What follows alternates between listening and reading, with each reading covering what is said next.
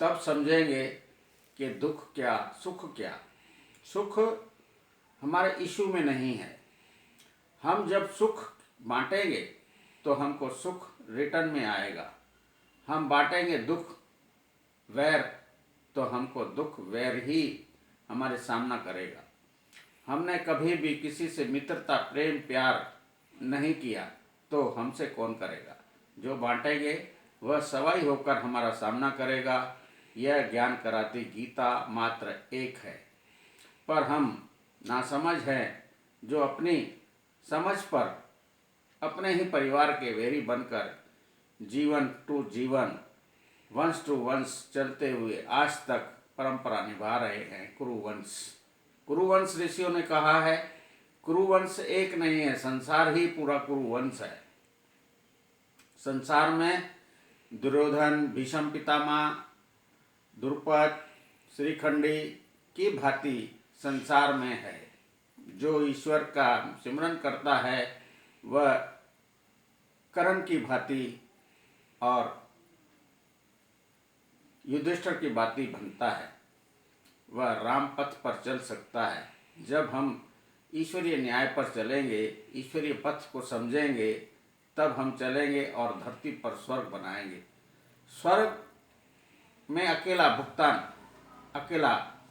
स्वर्ग का भुगतान नहीं कर सकता।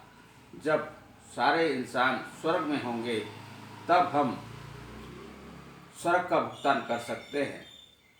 इंसान एक दूसरे को दुख देकर, एक दूसरे को नरक बनाकर, वेरी बनकर स्वयं दुख पा रहा है।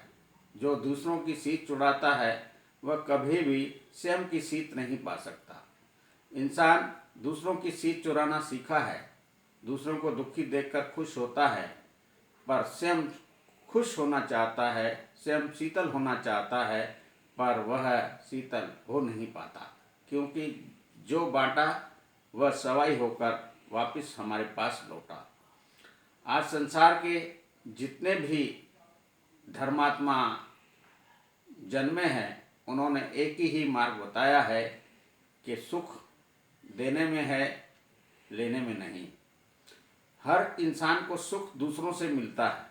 जैसे पति पत्नी विवाह करते हैं तो सुख एक दूसरे को देते हैं, पर स्वयं एक दूसरे को अगर दुख और लड़ाई क्षेत्र में रहे तो उनको क्या मिलेगा। कुरुक्षेत्र का मैदान, धृतराष्ट्र की संतान 100 बुराइयों में जन्म लेती है। मांगलिक दोष अर्थात क्रोधी, लोभी, मोही, अहंकारी, आपसी युद्ध में, तेरा मेरा की युद्ध में दुर्योधन की भांति संतान का जन्म होता है।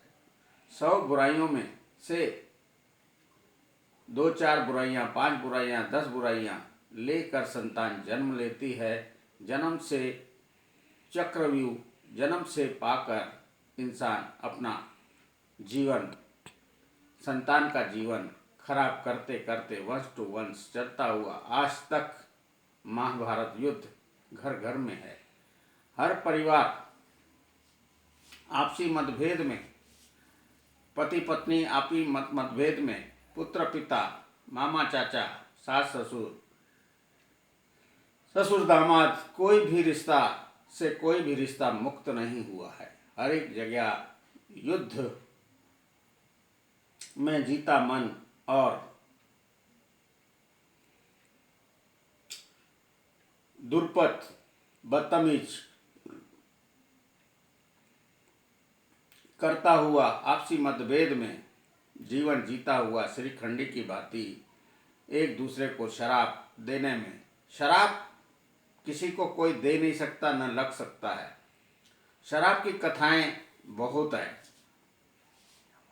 एक शराब होता है पीने का, जिसमें पीकर नशा जरूर आता है, पर मुख से बोला हुआ शब्द कभी नहीं लगता। कर्मों की सजा हर इंसान को मिलती है। जो इंसान दूसरों को दुख देता है तो ईश्वरीय सजा में, ईश्वरीय न्याय में वह दुख पाता है, पर किसी के बोलने से किसी को शराब नहीं लगता। शराब में उलझा हुआ इंसान